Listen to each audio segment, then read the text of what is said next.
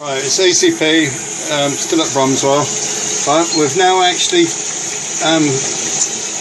finished cleaning the well out itself. In fact, we've gone down about 6 inches deeper than what it was previously.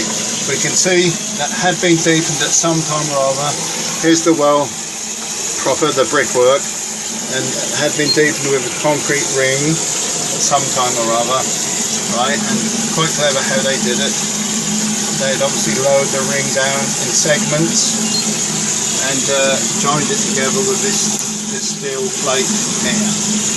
Right, now the yield when we came was minimal. Right, then when we left last night, that was about 50 gallons per hour.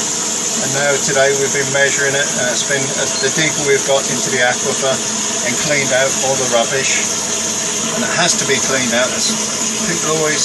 Customers always saying to me, why does it need to be cleaned out? And the debris itself stops the water from coming in.